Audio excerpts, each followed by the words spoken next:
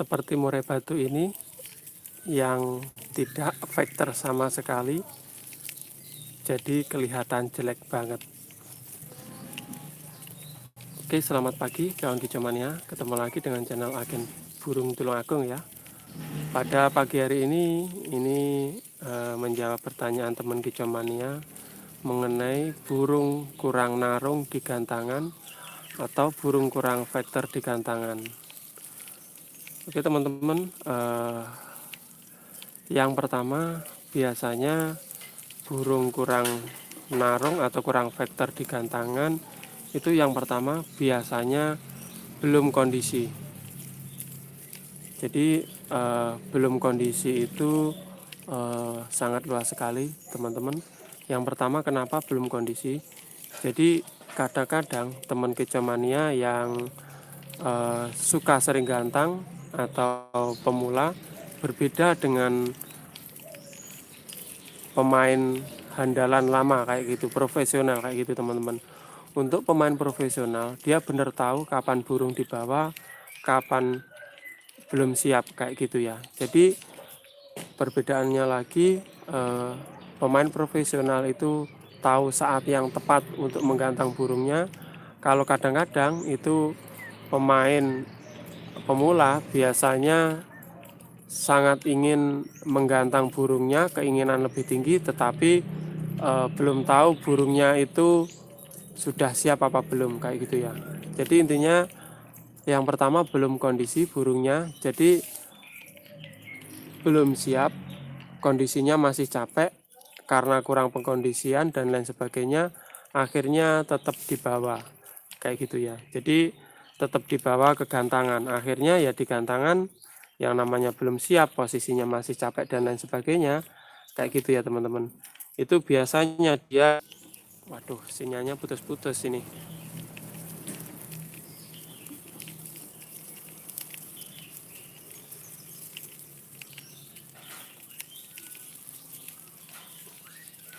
Jadi yang pertama karena kurang kondisi kayak gitu teman-teman. Ya itu kondisinya karena burung tersebut kecapean dan lain sebagainya di rumah, kurang perawatan dan lain sebagainya.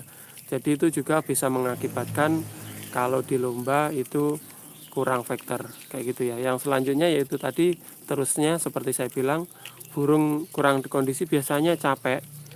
Jadi kalau capek itu ya di gantangan cuma gitu-gitu aja ya, walaupun itu materinya materi bagus sekali. Jadi untuk kurang kondisi sendiri pernah saya bahas di video sebelumnya, itu banyak sekali faktornya. Jadi karena faktor perawatan, intinya di faktor perawatan ya teman-teman ya, kurang istirahat dan lain sebagainya kayak gitu. Yang selanjutnya kurang vektor dikarenakan itu memang burungnya kayak gitu teman-teman.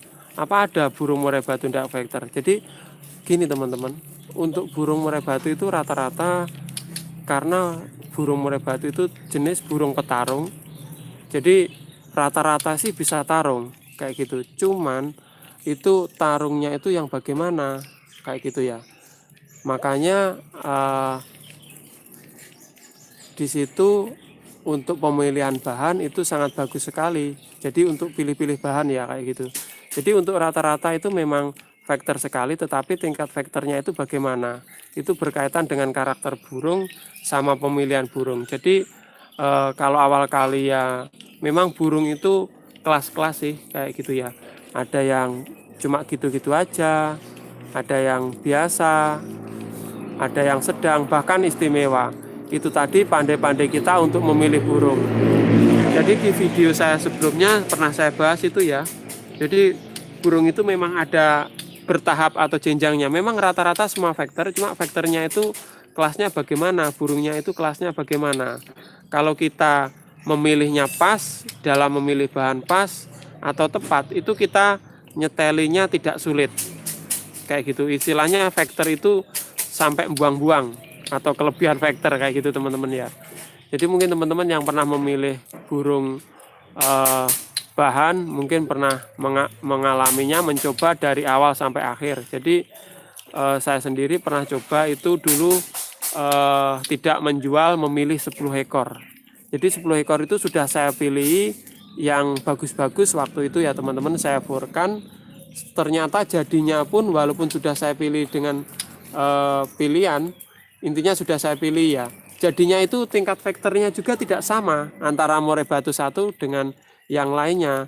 Jadi yang satu itu mudah sekali disetting, yang satu itu agak sulit, yang satu itu bahkan sulit sekali, walaupun itu sudah pilihan kayak gitu ya teman-teman. Jadi ini tadi video singkat tentang permasalahan kenapa burung di gantangan itu kurang vektor ya. Kayak gitu tadi teman-teman. Jadi faktor kondisi atau kurang kondisinya itu tadi, yang selanjutnya faktor burung itu sendiri dalam pemilihan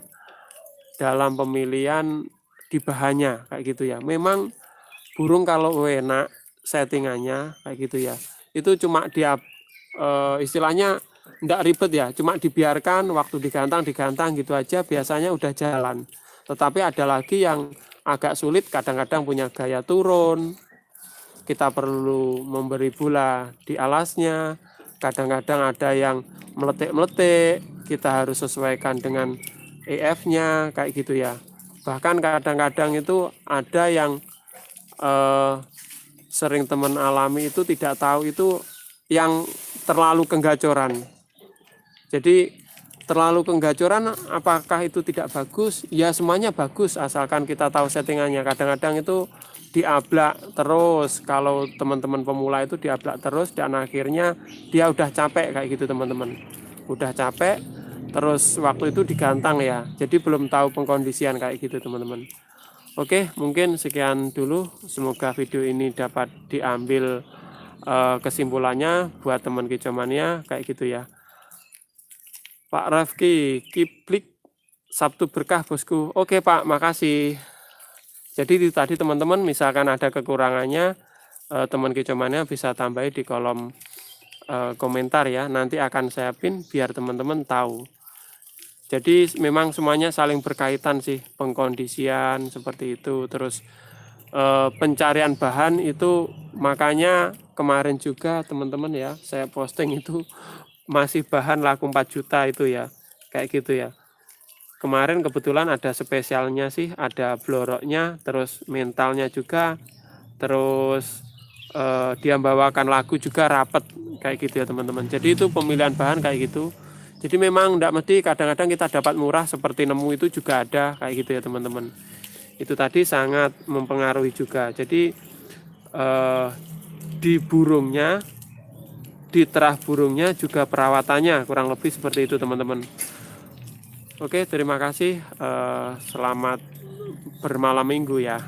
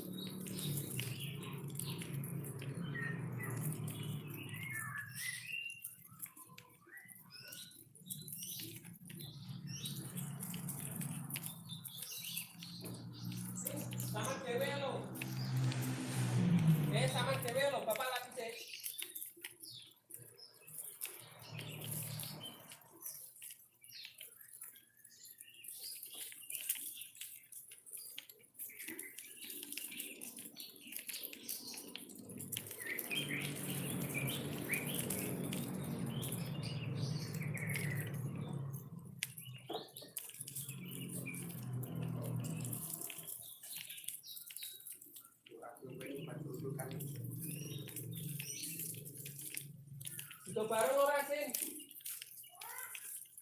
Ya tak tinggal lo ya.